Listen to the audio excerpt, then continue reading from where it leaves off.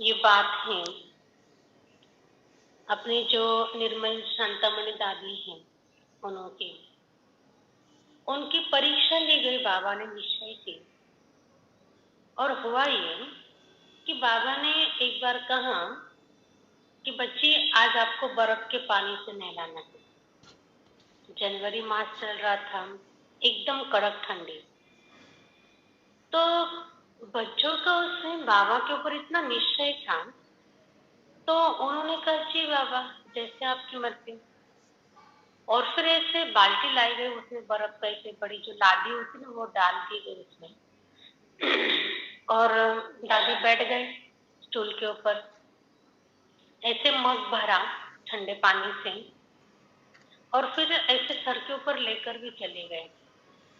दादी ने आंखें बंद कर ली, कुछ विरोध नहीं, कुछ नहीं।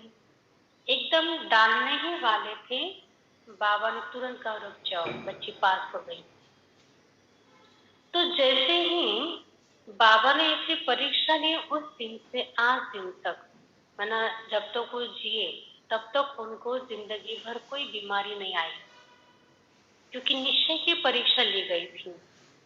तो ऐसे आज बाबा हम बच्चों को कहते हैं, बच्चे तुम अगर निश्चय बुद्धि हो तो विजय तो तुम्हारी हुई पड़ी है। वही अगर निश्चय में संशय आ रहा है तो फिर थोड़ी सी गड़बड़ हो जाती है और कभी हारते और कभी जीतते हो। तो इसलिए जितना हम निश्चय बुद्धि बनते जाएंगे उतना हम ज्ञान मार्ग में ऊंचे से ऊंचे सीढ़ी चढ़ पाएंगे। सुनते आज बाबा के मधुर महावाक्य। आज का हेडिंग है निश्चय बुद्धि की निशानियां। निश्चय बुद्धि की निशानियां। निश्चित विजयी और सदा। निश्चित विजयी और सदा निश्चिंत स्थिति का अनुभव।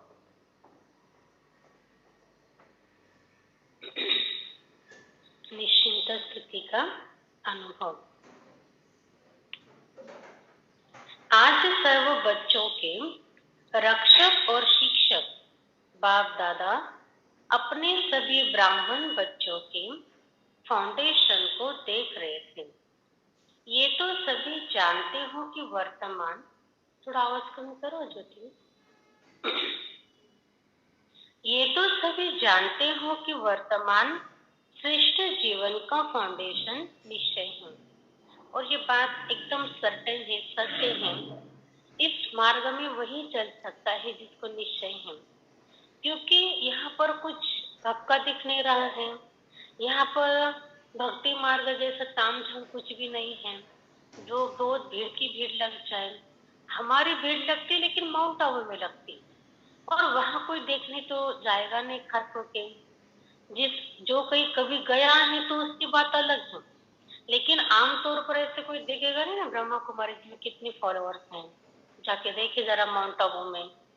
तो वो देख नहीं पाते हैं, इसलिए फिर उनको यहाँ पर संशय आता है कि यहाँ पर क्या सिखाया जाता है।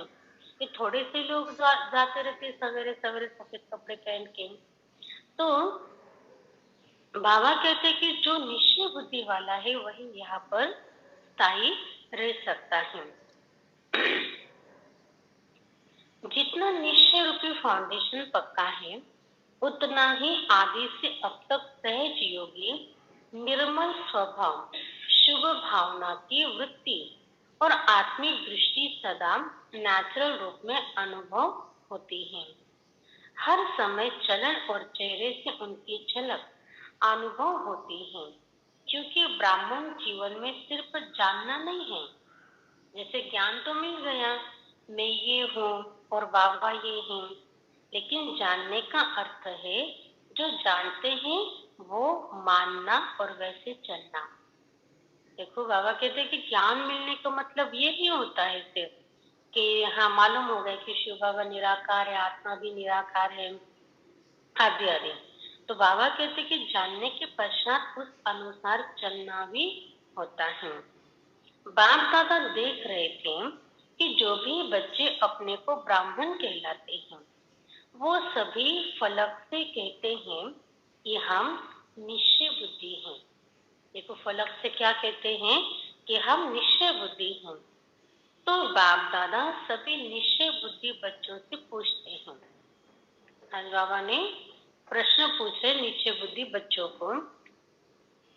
जब आप सभी कहते हो कि हम निश्चय बुद्धि विजयी हैं, तो कभी विजय कभी हार क्यों होती है? बाबा तो पकड़ेंगे, बोलने में तो हम कुछ भी बोल देंगे, हाँ बाबा ऐसा है वैसा है। लेकिन बाबा कहते हैं कि अच्छा तुम अगर निश्चय बुद्धि हो तो फिर कभी कभी विजय और कभी कभी हार क्यों हो जाती है? जब कभी कभी थोड़ी हलचल होती है तो क्या उस समय निश्चय खत्म हो जाता है? कभी निश्चय बैठ गया और कभी खत्म हो गया। तो बाबा कहते कि ऐसा होता है क्या? जब निश्चय बुद्धि सदा हो तो विजय भी सदा हो, कि बीच बीच में हुक्का और झुटका होता है। निश्चय का फाउंडेशन चारों ओर से मजबूत है। यह चारों ओर के बजाय कभी एक और कभी दो और ढीले हो जाते हैं।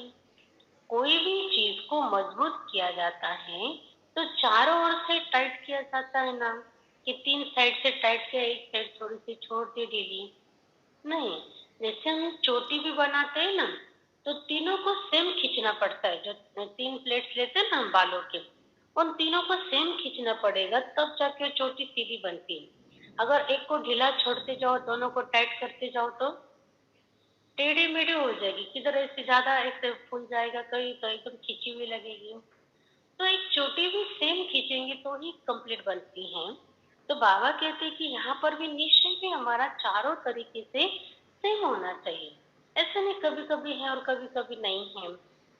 अगर एक साइड भी थोड़ा सा हलचल वाला हो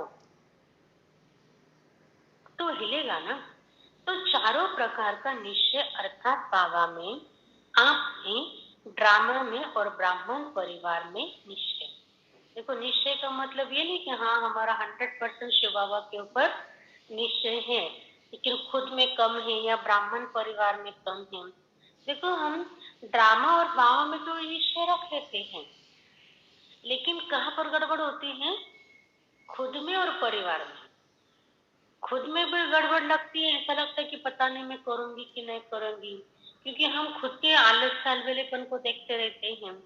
और फिर दूसरी बात होती है कि हम ब्राह्मण परिवार में भी डाउट रखते हैं कि कैसा परिवार है, ज्ञान में तो इतने साल से चल रहे हैं लेकिन फिर भी देखो कैसे चलते कैसे बोलते हैं।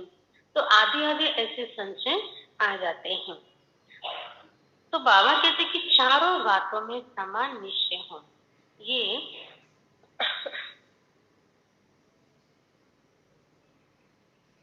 ये चार ही तरफ के निश्चय को जानना नहीं लेकिन मानकर चलना है। अगर जानते हैं लेकिन चलते नहीं हैं तो विजय भी डगमग होती है। जान तो लिया लेकिन फिर मानने में अगर थोड़ा संशय है तो बाबा कहते फिर गड़बड़ हो जाती है। जिस समय विजय हलचल में आती है तो चेक करना कि चारों तरफ से कौन सा तरफ हलचल में है। बाप दादा देखते हैं कि कई बच्चों को बाबा में पूरा निश्चय है, इसमें 5 है, लेकिन अपने आप में जो निश्चय चाहिए उसमें अंतर पड़ जाता है। जानते भी हैं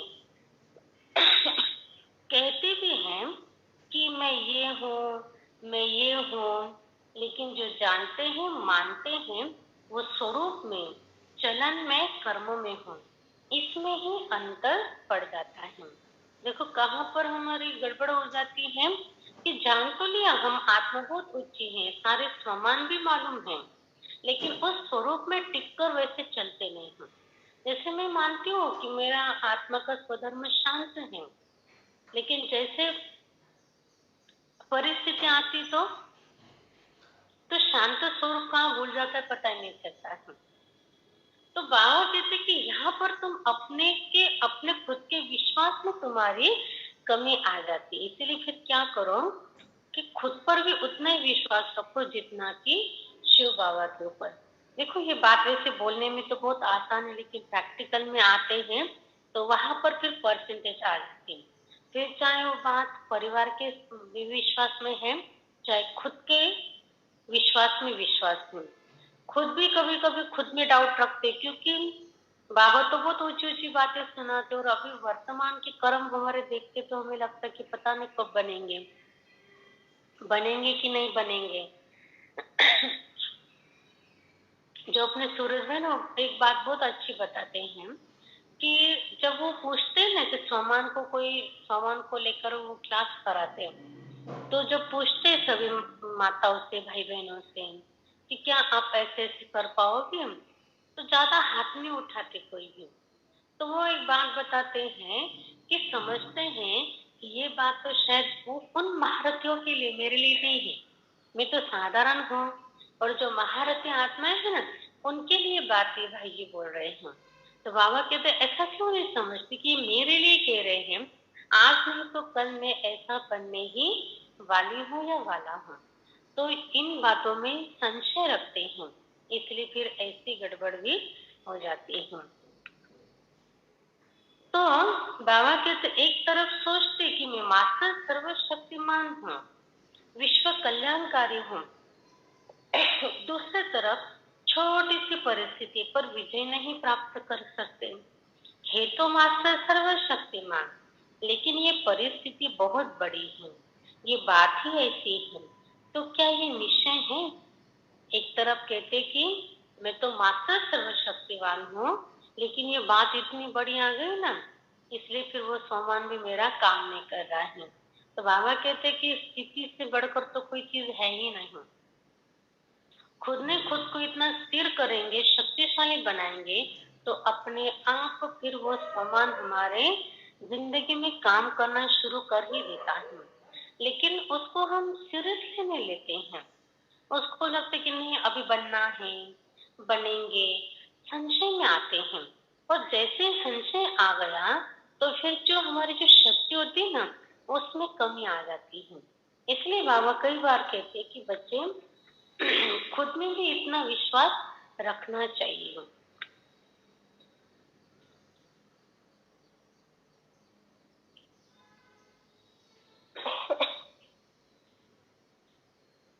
कहते हैं,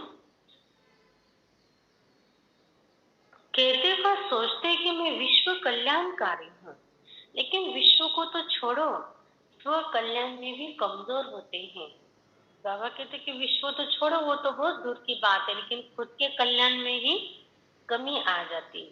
अगर उस समय उन्हें कहूं कि क्या स्वयं को परिवर्तन कर स्व कल्याणकारी नहीं बन सकते, तो जवाब देते हैं कि है तो विश्व कल्याणकारी, लेकिन स्व कल्याण बहुत मुश्किल है।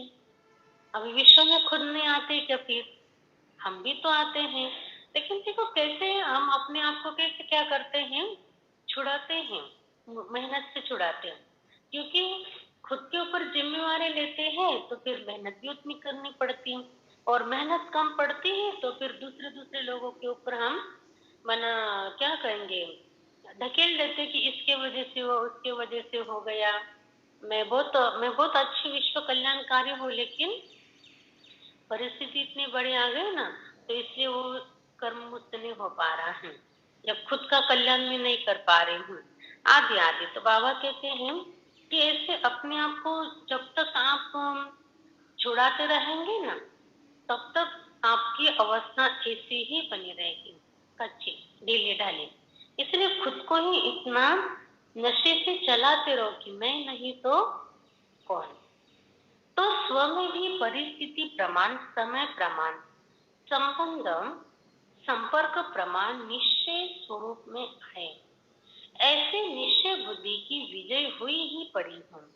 जैसे सभी को ये पक्का निश्चय है कि मैं श्रेष्ठ आत्मा हूँ, इसके लिए कोई दुनिया के वैज्ञानिक भी आपको हिलाने की कोशिश करें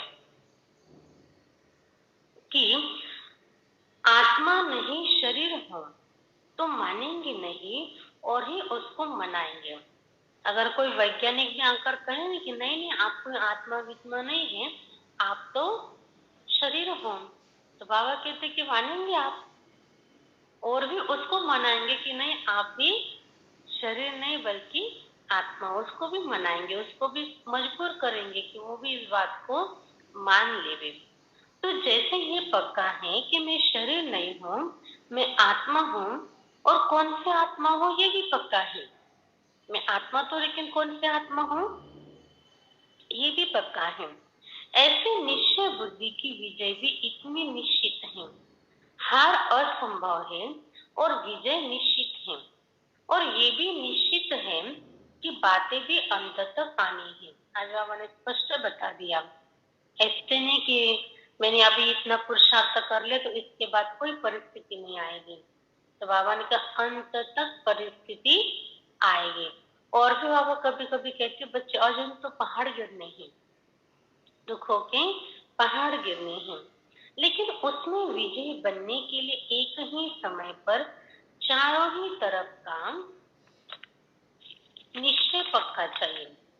3 में निश्चय और 1 में नहीं है तो विजय निश्चित नहीं है, लेकिन मेहनत से विजय होगी। अगर 3 में निश्चय है लेकिन 1 में भी कमी है तो बाबा कहते हैं विजय की चांसेस तो बहुत कम है, अगर होगी भी तो बहुत बहुत मेहनत करने के बाद वो प्राप्त होगी। निश्चित विजय वाले को मेहनत नहीं करनी पड़ेगी। कई बार कई कहते हैं बाप दादा तो बहुत अच्छे हैं, वो तो पक्के हैं कि बाबा है और हम बच्चे हैं, हमारा बाबा से ही संबंध है, लेकिन दैवी परिवार में खिटखिट होती है। जो ईश्वरीय फैमिली है उसमें फिर चलता ये माता ऐसी हो, भाई वैसे है, ये बहन ऐसी है, वो भाई जी वैसे हैं, तो ये बातें चलती रहती हैं। उसमें फिर निश्चय डगमग हो जाता है, इसलिए परिवार को छोड़ देती हूँ, हल्का कर देती हूँ, तो एक साइड ढीला हो गया ना। आज बाबा बाबा को मालूम है बच्चों की मन की स्थिति क्या है, तो ये 2 बातों के ऊपर विश्वास तो आराम से रख लेते। ड्रामा भी कल्याणकारी है और बाबा भी कल्याणकारी है, लेकिन ये 2 बातों में थोड़े से हम कच्चे रह जाते, तो खुद में भी निश्चय नहीं रख पाते हैं और ब्राह्मण परिवार में भी संशय आ जाता है, सोचते इसने ऐसा किया उसने वैसा किया। एक्चुअली ना ये बात को हमने स्वीकार करना चाहिए कि जो कुछ भी हमारे साथ हो रहा है, चाहे लौकिक परिवार हो चाहे अलौकिक परिवार हो, इन दोनों परिवारों में हमारे साथ वो होता है जो हमने उनके साथ किसी जन्म में किया है, हमने ही किया हुआ है, वो हमारे सामने आता है। इस बात को बस स्वीकार करें तो और भी लगेगा, जब वो सामने वाले जितना बुरा चलेंगे ना उतना हमको ये शर्म आएगी कि देखो हमने कितना खराब किया इनके साथ, जो उनको ऐसा चलना पड़ रहा है। और दूसरी बात है, मैंने एक बार पीछे में मुरली में कहा था बाबा को हमारी संपूर्ण अवस्था तक हमको पहुंचाना है, तो उसके लिए फिर वो साम दाम दंड भेद सब कुछ अप्लाई करेंगे, कोई भी तरीका हो लेकिन वो हमको संपूर्ण बनाएंगे जरूर। तो प्यार से तो बाबा रोज कह रहे बच्चे नष्ट मोह बनो नष्ट मोह बनो, बनते ही नहीं है। कभी देखो तो लोहे की जंजीरों में फंस जाते, कभी देखो तो सोने की जंजीरों में फंस जाते, तो फिर कैसे छुड़ाएंगे। तो जिनमें फंसे ना वही जब तंग करेंगे तो अपने आप छूट जाएंगे। इसलिए ब्राह्मण परिवार में भी हमको तंग करने वाले लोग मिल जाएंगे। क्यों? क्योंकि बाबा को मिले मालूम है कि चांसेस है इनमें आपस में फंसने की, तो तंग करेंगे तो अपने आप क्या करेंगे मेरे बाबा इनसे दूर रहना ही, और भी कहते हैं इनसे जरा 10 फुट दूर रहे तो अच्छा है। तो अच्छी बात है ना, ये तो नष्टमा होने में और अच्छा है। मैं तो संगम युग में ये कहूंगी कि जिन लोगों को ज्यादा लाड़ प्यार नहीं मिल रहा है, इस युग में लाड़ प्यार नहीं मिल रहा है, थोड़ा सा सख्त व्यवहार मिल रहा है, थोड़ा सख्ती से पेश आ रहे हैं उनके साथ, वो बहुत बहुत भाग्यशाली हैं। क्यों? क्योंकि उनको नष्ट मोह होने में कितनी आसानी है, मोह में अटकने की कोई बात ही नहीं, क्योंकि मोह में अटकने जैसे उसके साथ कुछ हो ही नहीं रहा है। तो अंत में जो लास्ट वाला हमारा फाइनल पेपर होगा वो कौन सा है हमारा? नष्ट मोह श्रुति लब्धम। श्रुति कौन सी लब्ध होनी चाहिए? लब्ध माना प्राप्त, तो वो कौन सी? बाबा की। और नष्ट मोह किन से? जो देह देह के संबंध पदार्थ आदि आदि हैं, उनसे नष्ट मोह और एक बाबा की स्मृति प्राप्त हो उस समय, वो पेपर उनको पास करने में कितना आसान होगा।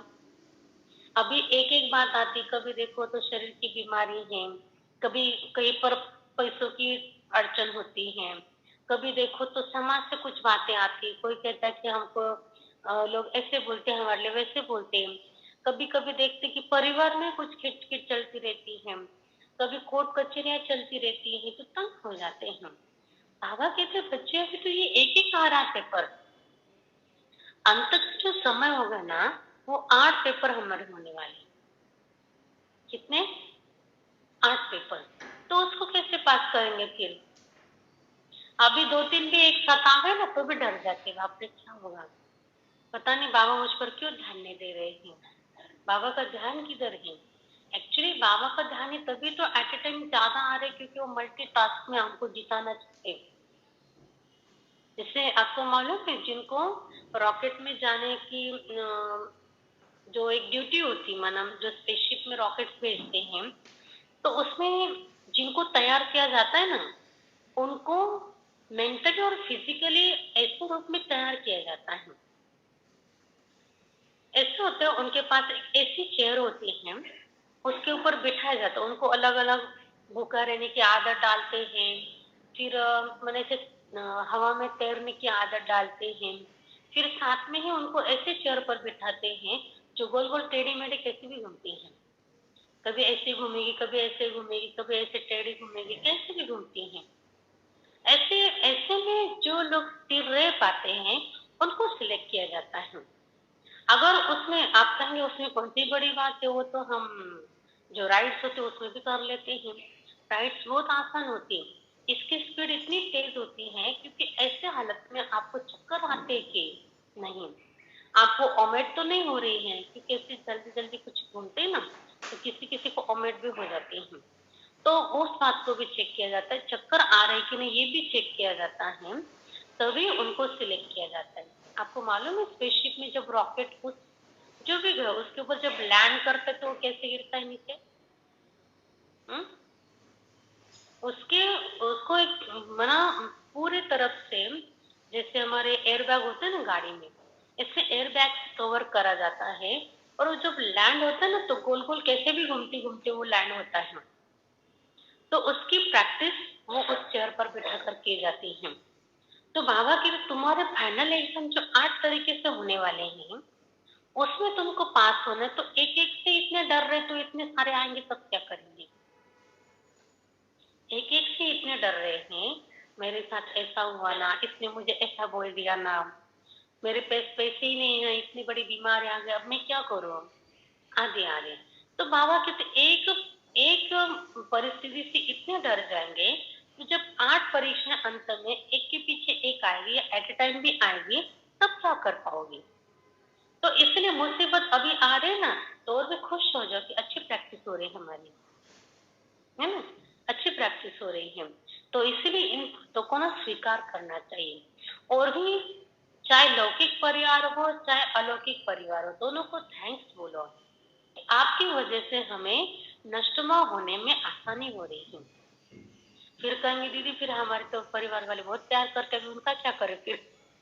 तो उनका भी वेलकम है भाई, बाकी परीक्षाओं को तब तक आप पास कर लो, बाकी की अवस्था को मजबूत कर लो, इसके बारे में बाद में देखेंगे। बाबा ने कुछ तो व्यवस्था करके रखी होगी ना हमारे लिए, तो बस बाबा के ऊपर छोड़कर निश्चिंत हो जाओ। योग बढ़ता जाएगा ना तो अपने आप ये सब बातें हमारे अंदर आती जाती हैं। देखो बिना परिवार के माला में कैसे आएंगे? माला कब बनती है? जब दाना दाने से मिलता है। माला कब बनती है? ऐसे धागा लेते उसमें सुई सुई को पिरोकर मनी डालते रहते हैं हम। एक मनी डाला दूसरा मनी डाला तो एक दूसरे को चिपकेंगे तभी तो माला बनेगी ना, कि एक मनी कह नहीं नहीं इसको मेरे से दूर रखो तो एक एक मनी इधर एक मनी उधर अटक गया है, तो वो माला कोई पसंद करेगा क्या पहनने में? तो शिव बाबा कैसे पसंद करेंगे अलग अलग मनियों वाली माला? तो इसलिए बाबा कहते हैं जो परिवार है तभी तो माला बनती है, एक धागे में पिरोए हुए होते हैं। अगर अलग अलग धागे में तीन अलग अलग धागे में अलग अलग दाना हो तो उसको माला नहीं कहेंगे, तो परिवार है माला। हमारा कोपर गांव की माला कितनी अच्छी नहीं, पसंद है सबको कि कोई कोई मनी नहीं पसंद। हाँ, बहुत अच्छा है ना, सबको एक्सेप्ट कर, जितना प्यार से एक्सेप्ट करेंगे ना उतना सहज होगा सबके साथ निभाना करना। अगर परिवार को छोड़कर तीन निश्चय पक्के हैं, परिवार को छोड़ दिया, बाकी कहेंगे ड्रामा में भी निश्चय है, बाबा में भी निश्चय है और खुद में भी निश्चय है, तो बाबा कहेंगे तीन में निश्चय है तो विजय निश्चित नहीं है। चलो परिवार की खिटखिट से किनारा कर लो, बाबा का सहारा हो, परिवार का किनारा हो तो चलेगा। काम तो बाबा से है या भाइयों से है, बाप से काम है, वर्षा बाप से मिलना है, भाई बहनों से क्या मिलेगा। लेकिन ब्राह्मण जीवन में यही न्यारापन है कि धर्म और राज्य दोनों की स्थापना होती है, सिर्फ धर्म की नहीं, और धर्म पिता सिर्फ धर्म की स्थापना करते। बाबा की विशेषता है धर्म और राज्य की स्थापना। तो राज्य में एक राजा क्या करेगा, बहुत अच्छा तख्त भी हो, ताज भी हो, तो भी क्या करेगा, राजधानी भी तो चाहिए ना। हमने बहुत अच्छा पुरुषार्थ किया, राजा तो बन गए, लेकिन राज्य में कोई भी प्रजा नहीं है। हम्म, सारी सारी राजधानी सुनी पड़ी है, कोई एक भी आत्मा नहीं, अकेले हैं। बहुत सुंदर सिंहासन है, बहुत सुंदर ताज है, तो क्या कर सकेंगे, कुछ भी नहीं। तो राजधानी अर्थात ब्राह्मण परिवार, सो राज परिवार। इसलिए ब्राह्मण परिवार में हर परिस्थिति में निश्चय बुद्धि तब तब बनती है, बाबा से तो बनती है। ड्रामा अगर भूल जाता है तो बाबा तो याद रहता ही है, लेकिन कोई भी कमजोरी एक ही समय पर होती है। स्वस्थिति अर्थात स्व निश्चय भी अगर कमजोर होता है तो निश्चय विजय निश्चित के बजाय हलचल में आ जाती, माना चांस बहुत कम होती है। तो बाप दादा निश्चय की फाउंडेशन को चेक कर रहे थे, क्या देखा, अभी बाबा परीक्षा तो कैसे भी लेंगे ना, उनकी मर्जी, उनको लगेगा। और परीक्षा हमें किस बाजू से ली जाती है, जो कमजोर बाजू होती है, जिसको मालूम है ना इसको ये सब आता है, उसके सवाल पूछेंगे क्या, सवाल ऐसे ढूंढेंगे जो शायद इसको नहीं आते होंगे। तो बाबा भी कहेंगे कि जो हमें नहीं आता है ना उसको ही पूछेंगे, उसका ही परीक्षा होगी, ताकि वो समझ में आए कि अभी तक हमें ये कमी बाकी है। तो सदा चार ही प्रकार का निश्चय एक समय पर साथ नहीं रहता, कभी रहता कभी हिलता, इसलिए सदा विजय का अनुभव नहीं कर पाते। फिर सोचते हैं होना तो ये चाहिए, लेकिन पता नहीं क्यों नहीं हुआ, किया तो बहुत मेहनत, सोचा तो बहुत अच्छा, लेकिन सोचना और होना इसमें अंतर पड़ जाता है। इसका अर्थ ही है कि निश्चय के चारों तरफ मजबूत नहीं है, माना चारों जो बातें हैं वो मजबूत नहीं रही हैं, इसलिए फिर थोड़े से कभी कभी विजय और कभी कभी हार हो जाती है। और हंसी की बात तो ये है कि ड्रामा भी कह रहे हैं, है तो ड्रामा, है तो ड्रामा, लेकिन अच्छी तरह से हिल भी रहे हैं। मुख से बोल रहे ड्रामा में है, ड्रामा में है, और अंदर से देखो तो इतना हलचल में रहते हैं, बाप रे क्या होगा, कैसे होगा, ऐसे कैसे होगा, वो तो होना नहीं चाहिए था, आधी आधी बातों में हलचल में आ जाते हैं। कभी संकल्प में हिलते हैं तो कभी बोल तक भी हिल जाते हैं, मैंने शब्दों में भी आ जाता है कि क्या करो कैसे करो मुझे समझ में नहीं आ रहा है। तो कभी कभी तो कर्म तक भी आ जाते हैं, कर्म में भी हलचल दिखाई देती है। उस समय क्या लगता होगा, दृश्य सामने लाओ तो हर कोई अपना अपना एक सीन तो होगा ना कोई, जब हम हलचल में आए होंगे तो बाबा के लिए जरा सोचो वो सीन कैसे होगा। ड्रामा ड्रामा भी कह रहे हैं और हिलडुल भी रहे हैं वो सीन तो बड़ी, अभी याद करेंगे तो हंसी आएगी, और उस समय तो हम थोड़ा सा सीरियसली होकर डर रहे होंगे। लेकिन निश्चय बुद्धि की निशानी है निश्चित विजय। देखो, जिनकी भी शास्त्रों में कहानियां बनी, उन लोगों की अवस्था को याद करो जरा। जब भक्त प्रहलाद को ऊपर खाई से नीचे डाला जा रहा था, वो कैसा था? क्या वो ऐसे से कर रहा था? कांप रहा था एकदम, डर डर के एकदम। उसको जो उबली हुई तेल की कढ़ाई में डाला जा रहा था, तब उसकी अवस्था कैसी थी? हम्म? जब वो कहते कि तुकाराम महाराज की जो गाथाएं थी ना, वो पानी में डालती थी, नदी में, तो उनकी अवस्था कैसे? क्योंकि उनको चैलेंज किया था कि अगर तुम्हारी भक्ति में सच में शक्ति है, तो तुम इन ग्रंथों को क्या करो, फिर से ऊपर निकाल के दिखाओ। क्योंकि उन ग्रंथों को उन्होंने पत्थर बांध के डाले थे, तो क्या वो डरे? उन्होंने ऐसे भजन गाया, वो ग्रंथ अपने आप तैरकर ऊपर आ गए। पत्थर से बांध दिए तो फिर भी आ गए, तो क्या वो डरे थे? हुँ?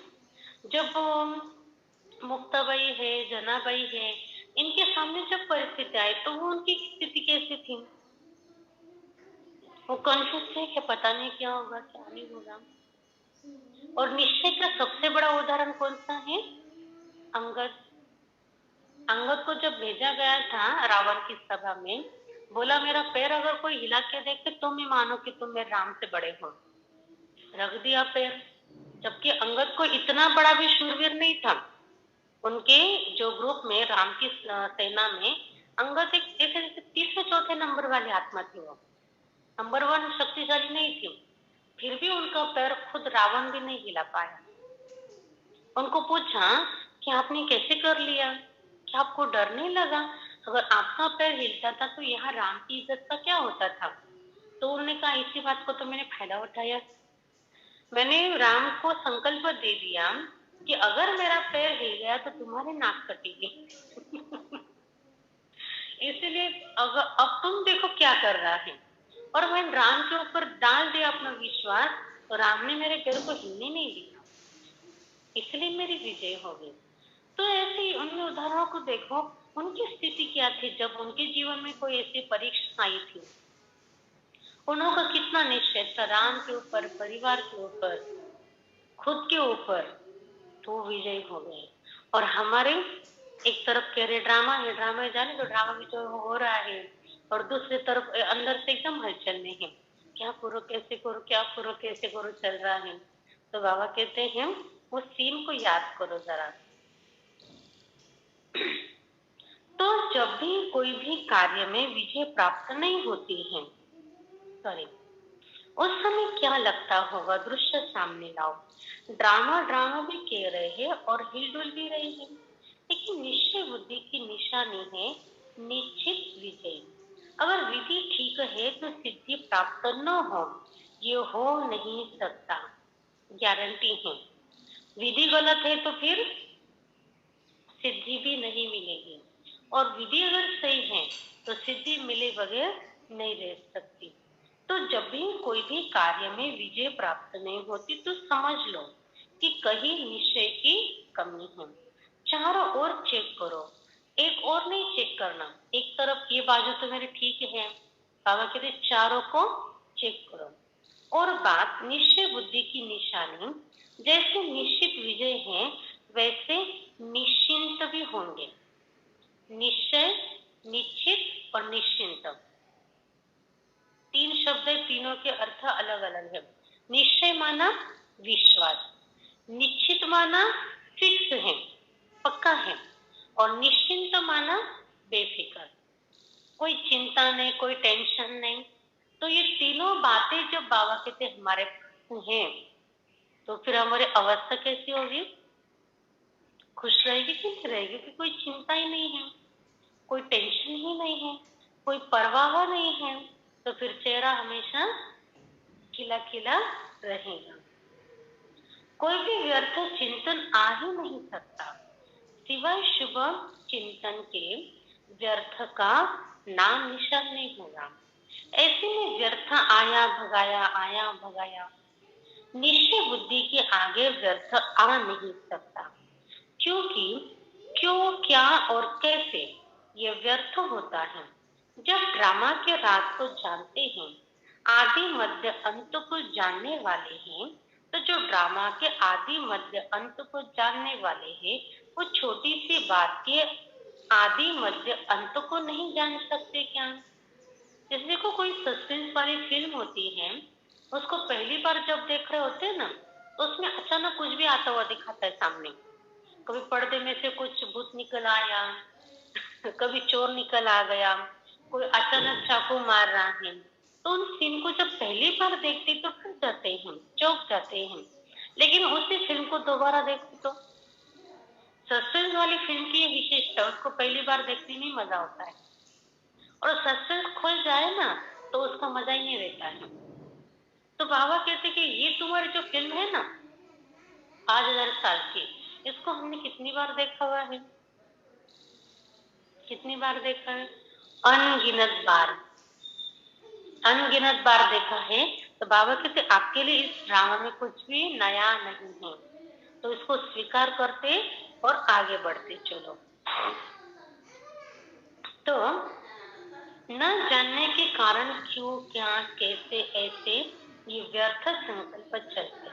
अगर ड्रामा में अटल निश्चय है, नॉलेजफुल भी है, पावरफुल भी है, तो व्यर्थ संकल्प हिलाने की हिम्मत भी नहीं रख सकते। परंतु जब हिलते हैं तो सोचते हैं पता नहीं क्या होगा, तो बाप दादा हंसते हैं। बाबा कहते बच्चे बोलते पता नहीं क्या होगा, तो बाप दादा हंसते हैं कि ड्रामा के आदि मध्य अंत को जान लिया, अपने 84 जन्म को जान लिया, और एक बात को नहीं जानते, बड़े होशियार हो। एक तरफ कहते हाँ हमको सब मालूम है ज्ञान, और दूसरी तरफ बाबा कहते इतनी सी बात को नहीं जानते, तो बड़े होशियार हो। होशियारी दिखाते हो ना, कभी कभी दिखाते ना मैं ऐसा हूँ, वैसा हूँ, ये करता हूँ, करता हूँ, और जब बात आती तो जब ऐसे इतना सा चेहरा बना के रखते ना, तो बाबा फिर देखते और हंसते हमको कि देखो टाइम पर तो कितनी होशियारी दिखाते रहते, और अभी देखो तो बिगी बिल्ली की तरह एक कोने में बैठ गए। तो होशियारी दिखाते हो ना, समय प्रति समय कल्पो वृक्ष के सभी पत्तों को जानते हो कि नहीं?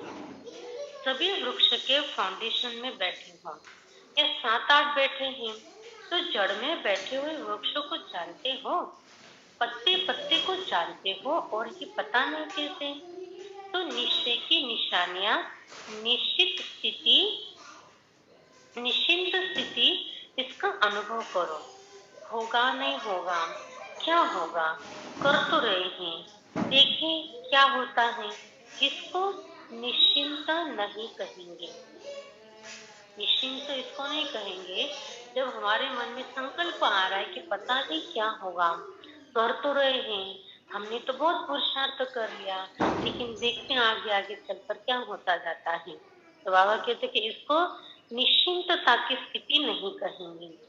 और फिर बाबा के आगे फरियाद करते, आप मददगार होना। जब परेशान हो जाते हैं कर करके पुरुषार्थ, तो फिर क्या कहते हैं, बाबा आप तो मददगार होना, आप रक्षक होना, आप ये होना, आप ये होना। बाबा को याद दिलाते। फरियाद करना अर्थात अधिकार गवाना। बाबा कहते फरियाद माना, फरियाद माना रिक्वेस्ट, रिक्वेस्ट, रिक्वेस्ट। तो फरियाद करना माना मांग रहे हैं, तकरार को अलग शब्द, उसको शिकायत कहते हैं, लेकिन फरियाद करना माना मांग रहे हैं भक्त से कि आप ये कर दो, वो कर दो। तो ये प्रैक्टिकल निशानियां अपने आप में चेक करो, ऐसे अलबेले नहीं रह जाना। हम तो है ही निश्चय बुद्धि। कौन सा निश्चय, कौन सा निश्चय कमजोर है, वो चेक करो, और चेक करके चेंज करो। सिर्फ चेक नहीं करना, बाप दादा ने कहा था ना, चेकर के साथ मेकर भी हो। सिर्फ चेकर नहीं, चेकर माना चेक करने वाला। चेक करने का अर्थ ही है सेकंड में चेंज होना। लेकिन चेक करो और चेंज नहीं करो तो बहुत काल से स्वयं स्वयं में दिल शिकस्त के संस्कार पक्के होते जाएंगे। देखो, चेक करके तुरंत क्यों चेंज करो? तो बाबा कहते कि ऐसे अगर आप नहीं करोगे तो क्या होगा? दिल शिकस्त स्थिति का अनुभव आता रहेगा और उसके भी आदी हो जाएंगे, उसकी भी आदत हो जाएगी। तो बाबा कहते दिल शिकस्त होना ये भी कोई अच्छी बात नहीं, क्योंकि जितना ज्यादा समय हम दिल शिकस्त रहेंगे, दिल शिकस्त क्या होता है गायकवाड़ सर? नाराज रहना। और बाबुल भाई, दिल शिकस्त माना क्या? क्योंकि शब्द तो बाबा बोल रहे लेकिन उसके भी तो मतलब मालूम होने चाहिए ना हमें। कल्पना बेन, दिल शिकस्त क्या होता है? कई बार हाथी को पकड़ लेते पूछ छूट जाती, कुछ समझ में नहीं आती। हाँ, मायूस होना, हाँ, कमजोरी के आदि होना। और पूजा में निश्चय की कमी है और उतरना। अच्छा। किसके?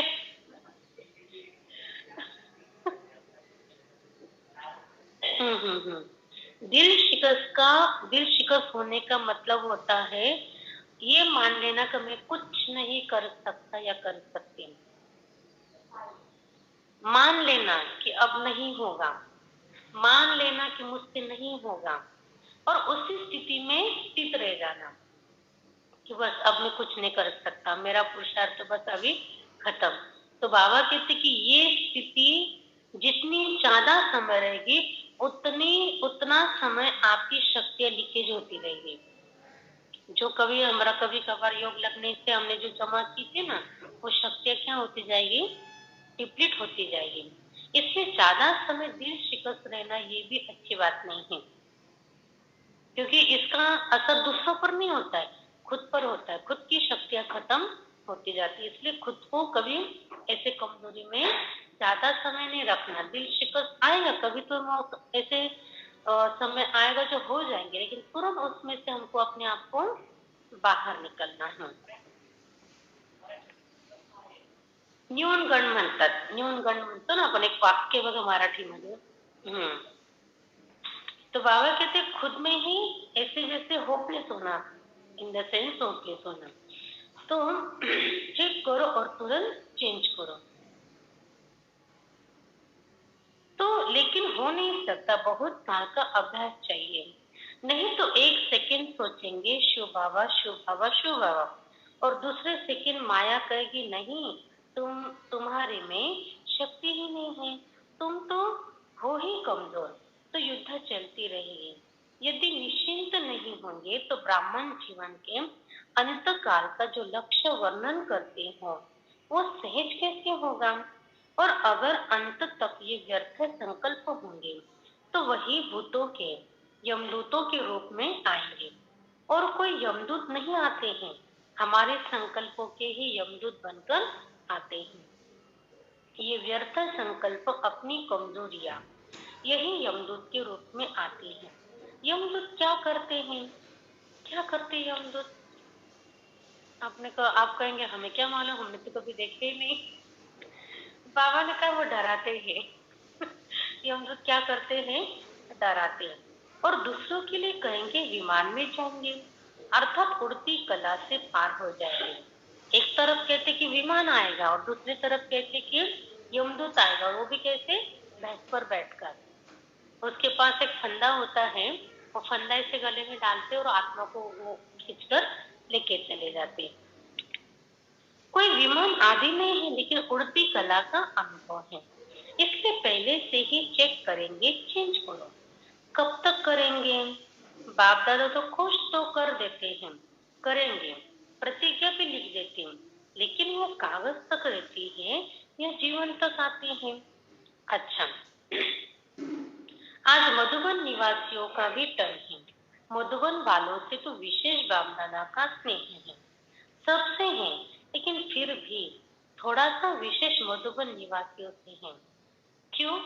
क्योंकि निमित्त है, क्योंकि जिम्मेवारी लेने के लिए तो कोई चाहिए ना।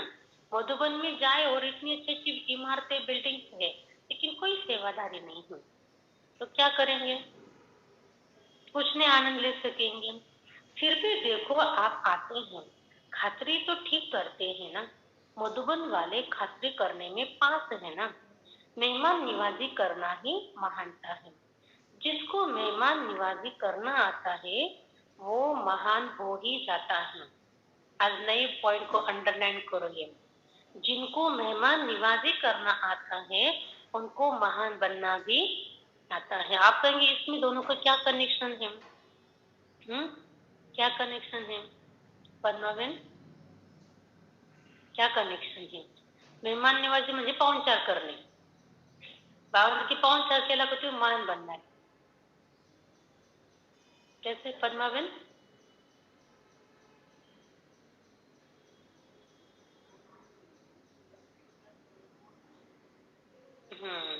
बराबर बराबर बन जाएंगे। दिलीप भाई? हम्म।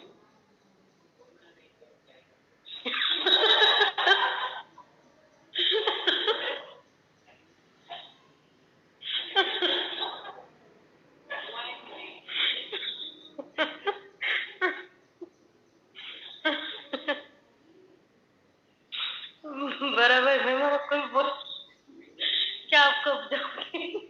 अभी सबके पास मेहमान आ रहे होंगे इसलिए उन्होंने अपने मन की बात बता दी। तो देखो, मेहमान निवाजी माना वो लोग इतने नम्र बन पाते हैं।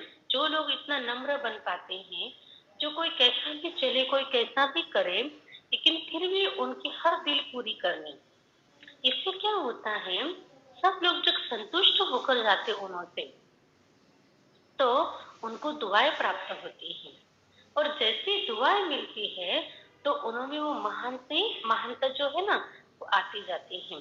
आज तक मैंने भी इसको इतना सीरियस नहीं लिया था, लेकिन आज से और भी ज्यादा इस बात को थोड़ा अटेंशन अंडरलाइन करेंगे कि ज्यादा से ज्यादा हम क्या करेंगे, बहुत अच्छी पालना देने की सबको कोशिश करेंगे। तो पालना का मतलब सिर्फ ये भी नहीं कि उसको बहुत अच्छा टोली खिलाओ, पानी पिलाओ, यही नहीं, लेकिन हर तरीके से सुविधा। कोई भी आत्मा हमारे पास कैसे भी आए तो भी उनको बहुत अच्छे से जो उनके दिल है वो पूरी हो जाए। तो ऐसे मेहमान निवाजी करनी है, वो महान हो ही जाते। सिर्फ खाने पीने से नहीं, लेकिन दिल दिल के स्नेह की मेहमान नवाजी, उतना सम्मान, उतना रिस्पेक्ट उनको मिले, वो सबसे श्रेष्ठ है। चाहे पिकनिक कितनी भी करा लो, लेकिन दिल का स्नेह नहीं मिला तो कहेंगे कुछ नहीं मिला। जैसे हमारे पास कोई आए, उनको हमने बहुत अच्छी अच्छी चीजें बनाकर खिलाई, लेकिन रिस्पेक्ट कम पड़ गए हमसे उनको, तो खुश होंगे वो लोग? कहेंगे क्या लोग वहां पर, और उनको पूछा भी नहीं हमको ठीक से, खिलाया पिलाया तो बहुत अच्छा, लेकिन ठीक से बात नहीं करी, तो खुश नहीं होंगे, संतुष्ट नहीं होंगे। तो मधुबन वाले दिल के स्नेह सहित मेहमान निवाजी करते हो ना। कि कोई नीचे ऊपर करेंगे तो कहेंगे बाप दादा ने ऐसे ही कहा, ऐसे नहीं करना। स्नेह के सागर के बच्चे हो ना, कब तक स्नेह देंगे? नहीं, गागर के बच्चे नहीं हो, खत्म होने वाले। जो गागर में पानी लिमिटेड होता है ना, खत्म हो जाएगा। लेकिन बाबा कहते आप सागर के बच्चे हो। इसलिए मधुबन में जाते तो क्या अनुभव आता है, कोई कुछ भी कर रहा है, कुछ भी बोल रहा है, तो भी कोई किसी को डांटता हुआ दिखाई पड़ता है क्या? जोर जोर से चिल्ला रहे तुमने ऐसा क्यों किया, वैसा क्यों किया तुमने। कभी कभी देखो, हमने ऐसे भी सीन देखे, बहुत भीड़ होती भोजन की जगह पर, और जा रहे थे, कोई थाल भर के जा रहे होता है और उससे थाल गिर जाती भरी हुई, सारा नीचे कचरा, सारा वो झूठा किसी के कपड़ों पर भी आ जाता है, तो भी ऐसे कोई चिल्लाते कि एक दूसरे के ऊपर, तो भी उनकी वो भी गलती को माफ किया जाता है। मानो कुछ भी कर रहे, कोई जाते वहां पर फूली तोड़ लेते, कोई फल तोड़ लेते हैं, कोई देखो तो कुछ चीजों को तोड़ देते हैं, लेकिन फिर भी सिर्फ समझा जाता है, बाकी कोई डांटते नहीं वहां पर जाने के बाद। तो ऐसे बाबा भी कहते हैं कि आप सागर के बच्चे हो, तो इसलिए फिर ऐसे नहीं कहना कि कब तक इनको संभालिए, तो सुनते ही नहीं है, ऐसे कैसे मेहमान है ये, तो उनको फिर भी संतुष्ट करना है। सबके पास स्नेह का स्टॉक है ना? बाबा पूछ रहे आज है, सबके पास स्टॉक है? जो कोई कुछ भी करे तो भी उनको आज बाबा पक्का करा के ले रहे हैं। हाँ बाबा को मालूम है ये करते, लेकिन एक लिमिट तक करते, लिमिट के बाद तुरंत कहते कि मैं कब तक सहन करो, और चिढ़ जाते। तो फिर बाबा पूछ रहे हैं, अच्छा माताओं के पास भी है स्टॉक, कुमारियों के पास भी है, पांडवों के पास है? बाबा सबको पूछ रहे पर्सनली। सागर है या थोड़ा है? सागर है प्यार का कि थोड़ा सा प्यार है? तो कभी क्रोध तो नहीं करते होंगे ना? जब स्नेह के सागर है तो क्रोध कहाँ से आया? किसके संस्कारों को जानकर सेटिस्फाई करते हो ना? चाहे वो रॉन्ग है, लेकिन आप तो नॉलेजफुल हो ना, आप तो जानते हो ना कि ये क्या है, लेकिन उस समय क्या कहते हैं, इसने ऐसे किया ना, इसलिए हमने भी किया। रॉन्ग से रॉन्ग हो गया तो क्या कमाल की, उसने रॉन्ग किया और उसको देखकर हमने भी रॉन्ग किया। तो बाबा कहते कि क्या फिर उसमें से ये तो नहीं कहेंगे ना उसने पहले किया इसलिए आपको माफ हो गया? नहीं, दोनों को सेम सजा मिलेगी। इसलिए उसने रॉन्ग किया और आपने उसको रेस्पॉन्ड भी रॉन्ग ही दिया। कई कहते हैं ना, क्रोध एक बीमार, एक बार ही करते हैं तो कुछ नहीं होता, बार बार करता रहता है तो जानते हो कि जिसका स्वभाव ही क्रोध का है, तो वो क्रोध नहीं करेगा तो क्या करेगा? वो तो बीमार है ना उस रूप से, माना उसका संस्कार पक्का है। तो क्या होगा, अपने आप वो एक बार करेगा, बार बार करेगा, तो वो तो उसकी आदत है। हमें उसकी आदत में आना नहीं है। उसका काम है क्रोध करना और आपका काम है स्नेह देना या क्रोध करना। जैसे कहीं पर आग लगी है और उसको बुझाना है, तो क्या करेंगे, पानी से बुझाएंगे कि पेट्रोल से बुझाएंगे? पानी से बुझाना पड़ेगा ना। और भी जाके वो चिढ़ रहा है इसलिए हम भी जाकर उसके ऊपर चिढ़ रहे हैं, गुस्सा कर रहे, उसने 2 गाली दी हम 4 दे रहे हैं, तो क्या होगा, आग बुझेगी कि और बढ़ेगी? बढ़ेगी ना। तो इसलिए कोई अगर आग बनता है तो दूसरे ने पानी होने की जरूर सोचो। कई कहते हैं ना, वो 10 बारी करे तो आप एक बारी तो जवाब देंगे ना, नहीं देंगे तो वो 20 बारी करेगा, फिर क्या करेंगे? तो इतनी सहन शक्ति है? या उसने 10 किया आपने आधा किया, कोई हर्जा नहीं। उसने झूठ बोला आपने क्रोध किया, तो क्या ठीक हुआ? कभी कभी होता है सामने वाला झूठ बोलता है तो जिसको सच की आदत है ना वो चिढ़ जाता है, तुरंत वो गुस्सा हो जाता है। तो बाबा कहते कि वो भी गलत ही है। फिर भी क्यों गलत है? क्योंकि उसने झूठ बोला, उसकी गलती है, और आपने क्रोध किया, तो ये भी तो गलत है ना क्रोध करना। तो दोनों का परिणाम समान बन जाता है। फिर बड़े बहादुरी से कहते हैं, देखो बाबा हमारे वाक्यों को कैसे हमको सुना रहे फिर से। फिर बहादुरी से कहते, झूठ बोला ना इसलिए मुझे क्रोध आ गया, इसलिए मैंने चिढ़ गया, मुझे बहुत गुस्सा आ गया, वो पता नहीं क्यों बार बार झूठ बोलते तो मुझे गुस्सा आ जाता है। बाबा कहते हैं कोई अंतर नहीं दोनों में मेरी नजर में, वो झूठा है और तुम क्रोधी हो, तो कोई फर्क नहीं। लेकिन झूठ बोलना तो अच्छा नहीं लगा और क्रोध करना अच्छा है क्या? फिर देखो इतना प्यार से कोई समझा सकता है कि हमें भला? बाबा कितना प्यार से कह रहे, झूठ बोलना गलत है तो क्या क्रोध करना अच्छा है? वो भी तो बुरा है, खराब है। तो स्नेह के सागर के मास्टर, स्नेह के सागर, मास्टर स्नेह के सागर के नयन, चैन, वृत्ति, दृष्टि में जरा भी और कोई भाव नहीं आ सकता। जरा उस स्वरूप को इमेजिन करो, तो हमारा वो स्वरूप प्रेम का सागर, आंखों से भी प्यार निकल रहा है, शब्दों से ही प्यार निकल रहा है, कर्मों से भी, व्यवहार में भी प्यार ही प्यार आ रहा है। वो छवि हमारी कैसे होगी, कितनी सुंदर होगी। वो सच्ची ब्राह्मण स्थिति होगी हमारी, जो प्यार के सिवा और कुछ है ही नहीं अपने पास।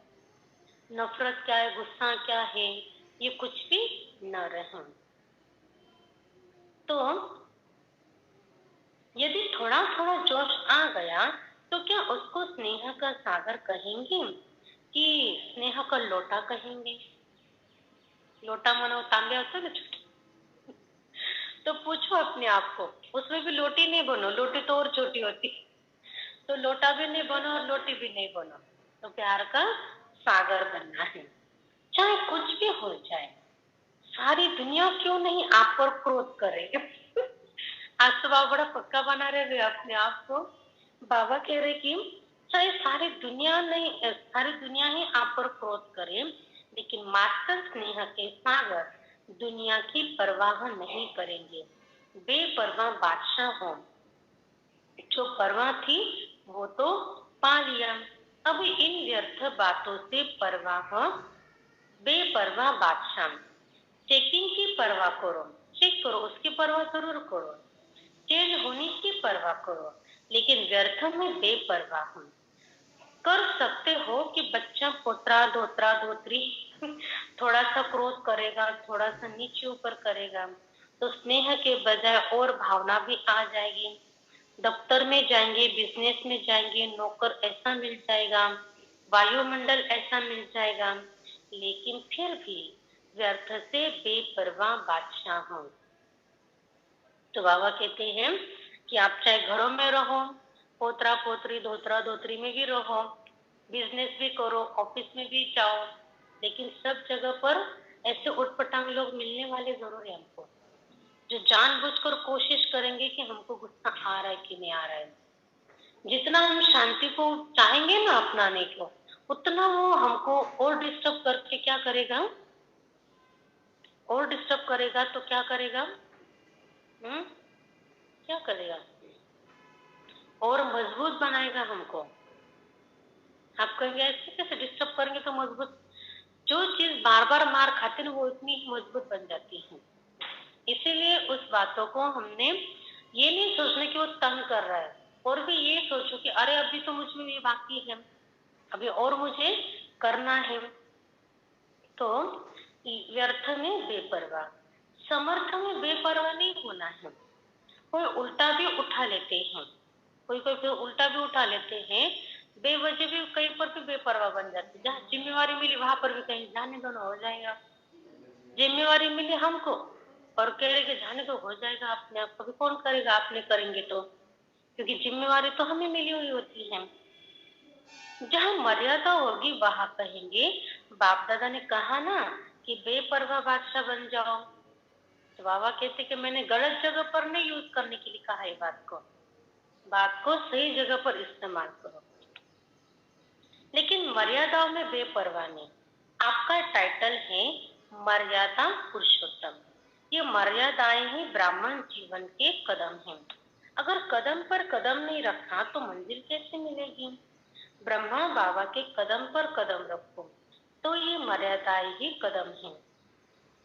अगर इस कदम में थोड़ा भी नीचे ऊपर होते हो तो मंजिल से दूर हो जाते हैं, रास्ता भटक गए। जैसे कभी कभी होता है ना, कोई कहते कि हमारे पीछे पीछे आओ, हम आपको वहां पर ले जाते हैं, चाहे गाड़ी से चाहे पैदल से है, और एक सेकंड में हमारी नजर भटकी और वो इधर मुड़े कि इधर मुड़े पता ही नहीं चला, तो क्या हो जाता है, गुम हो जाते हैं ना। और ऐसे समय पर कई बार ना उल्टा ही सोचते हैं हमको, उधर जाते हो हमको लगता नहीं इधर गए, हम उधर चले जाते, फिर सोचते हो इतना टाइम हो गया दिख नहीं रहे, फिर कॉल करेंगे कहाँ पर है आप, फिर बताते हैं आप किधर है, तो बोलते हम ऐसे से आ गए, तो फिर से रिटर्न आओ और फिर उधर चले जाओ। तो इसलिए बाबा कहते हैं कि ब्रह्मा बाबा के कदमों को भी छोड़ना नहीं है, उसके मर्यादाओं को छोड़ेंगे तो कहाँ पहुंचेंगे फिर, क्योंकि जिस स्टेप से वो चले तब वो संपूर्ण बने, और हमने उसमें से एक कदम भी छोड़ दिया तो भी उस मंजिल से भटक ही जाएंगे। तो ये मर्यादाएं ही कदम है ना। अगर इस कदम में थोड़ा भी नीचे ऊपर होते हो तो मंजिल से दूर हो जाते हो और फिर मेहनत करनी पड़ती है। और बाप दादा को बच्चों की मेहनत अच्छी नहीं लगती है, कहते हैं सहज योगी और करते हैं मेहनत, नाम है सहज योगी और करते हैं मेहनत, तो अच्छा लगता है क्या? अच्छा, बाप दादा ने ड्रिल करे, उससे बाबा योग किया होगा, कोई स्वरूप की प्रैक्टिस होगी। अच्छा, याद करें, चारों ओर के सर्वनिश्चय बुद्धि श्रेष्ठ आत्माएं, सदा निश्चित विजयी आत्माएं, सदा निश्चिंत आत्माएं, सदा श्रेष्ठ विधि द्वारा वृद्धि करने के निमित्त बनने वाली विशेष आत्माएं, सदा एक बाप, एक बल, एक भरोसे से अचल अडल रहने वाली समीप आत्माओं को बाप दादा का याद, प्यार और नमस्ते।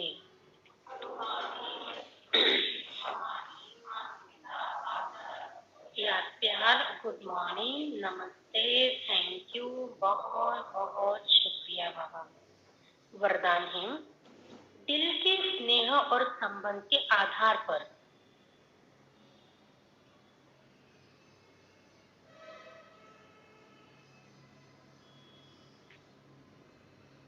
समीपता का अनुभव करने वाले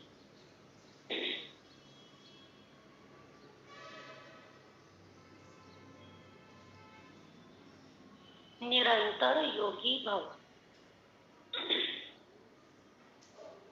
ब्राह्मण आत्मा में कोई दिल के स्नेह संबंध से याद करते हैं और कोई दिमाग अर्थात नॉलेज के आधार पर संबंध को अनुभव करने का बार बार प्रयत्न करते हैं। जहाँ दिल का स्नेह और संबंध अति प्यारा अर्थात समीप है, वह याद भूलना मुश्किल है। जैसे शरीर के अंदर नस नस में ब्लड समाया हुआ है, ऐसे आत्मा में निष्पल अर्थात हर पल याद समाई हुई है। इसको कहते हैं दिल के स्नेह संपन्न निरंतर याद।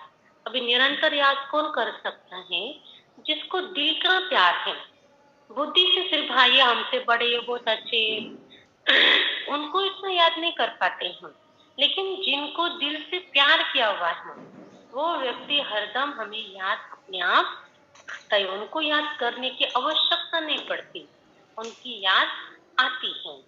स्लोगन है, निस्वार्थ और निर्विकल्प स्थिति से, निस्वार्थ और निर्विकल्प स्थिति से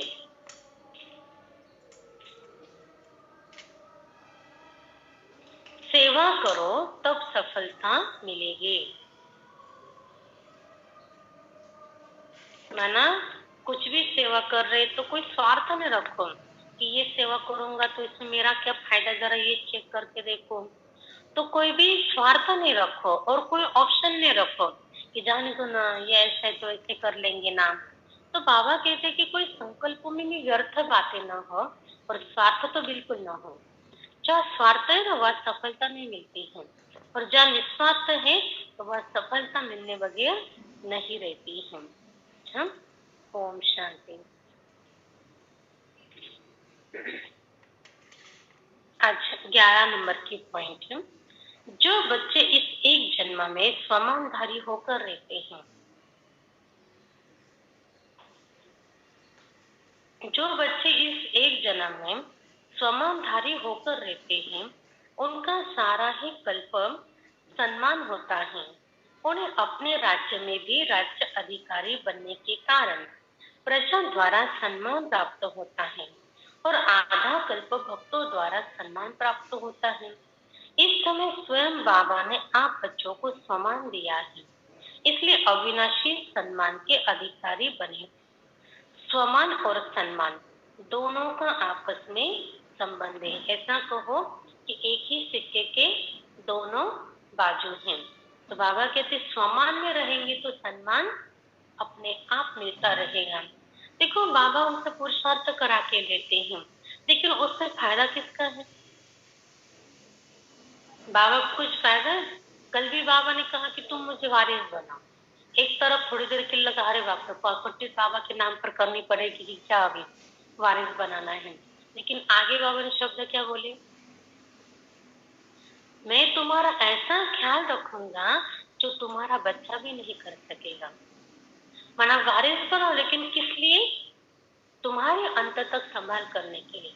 कई लोग कहते हैं ओम शांति वाले लोग शादी नहीं करते हैं या बच्चे पैदा नहीं करते, पता नहीं इनका बाद में क्या होगा। इनका बुढ़ापा कैसे कटेगा। और भी ये सोचो कि जिनों के बच्चे उनों की बुढ़ापे कैसे जा रहे हैं। किसी किसी को तो 2-2, 3-3, 4-4 बच्चे होते, फिर भी माता पिता को ठीक से संभालते हैं। कोई कोई जगह पर एक होता है तो कहीं पर पढ़ने के लिए या फिर जॉब के लिए दूर दूर चले जाते हैं, माता पिता को साथ में रखते हैं। तो उनसे अच्छा बाबा के बन जाते हैं, तो बाबा खातिर मैं जिम्मेवारी ले रहे हैं ना कि तुम मुझे अपना वारिस बनाओ, तो मैं तुम्हारी संभाल जरूर जरूर करूंगा। आज भी बाबा ने कहा कि तुम समान में स्थित रहो, तो क्या होगा, तुम्हें सारे कल्प में सम्मान मिलता रहेगा। तो बाबा जो भी काम दे रहे ना, तो उस काम में हमारा ही फायदा है, बाबा को कुछ फायदा नहीं है। अच्छा, ओम शांति। ऑनलाइन पर सुनने वाले, सम्मुख सुनने वाले सभी को बाबा का बहुत बहुत याद प्यार स्वीकार हो। सच में आज के मुरली के अनुसार जितना हम निश्चय बुद्धि रहेंगे बाबा के ऊपर, ड्रामा के ऊपर, शायद नए भाई बहनों को मालूम नहीं होगा ये 4 चीजें क्या हैं, लेकिन शिव बाबा माना उनके ऊपर विश्वास होना चाहिए। दूसरी बात है ड्रामा, ड्रामा माना जो हो रहा है उसको भी स्वीकार करें। फिर तीसरी बात है लौकिक अलौकिक जो भी संबंध में लोग आते हैं उनको कहेंगे परिवार, तो उन पर भी विश्वास होना चाहिए। और चौथी बात होती खुद पर, खुद भी जो करेंगे बाबा जो करा रहे वैसे ही हम करेंगे, इस बात पर हमको विश्वास होना चाहिए। तो खुद पर भी विश्वास, बाबा पर भी, ड्रामा पर भी, और शिव बाबा पर भी, परिवार पर भी। तो ये चारों पर विश्वास रखेंगे तो अंत में विजय हमारी ही हुई पड़ी है। फिर बाबा ने आज फिर कहा कि स्वमान में स्थित रहो। माना कोई कुछ भी कह रहा है, कभी कभी होता है हम अच्छे चलते फिर भी सामने वाले नाम रखते हैं हमको, ये तो ऐसा ही है, ये तो वैसा ही है, ये नहीं करता, ये वो नहीं करता। लेकिन उसके बदले में आप अपने आप को समान में स्थित करो। 365 दिनों के 365 स्वमान बने हुए हैं, तो उन स्वमानों का अभ्यास करते जाओ, तो बाबा के पूरे कल्प में सम्मानित जीवन आपको मिलेगा। बाबा ने एक मुरली में कहा था कि जो यहाँ पर बाबा के निंदा के निमित्त बनते हैं, कहते हैं ना सदगुरु का निंदक ठौर न खाए, ठौर माना ऊंचा स्थान। तो जो लोग भगवान को धोखा देते हैं, जो लोग भगवान की बदनामी करते हैं, उन लोगों को कल्प में किसी भी जन्म में कभी भी सम्मान वाला जन्म नहीं मिलता है। हर जन्म में उसको अपमानित जीवन ही मिलेगा, क्योंकि वो निंदा भी किसी सामान्य व्यक्ति की नहीं कर रहे, किसकी कर रहे हैं, स्वयं भगवान की। तो फिर सजा भी तो ऐसी ही मिलेगी।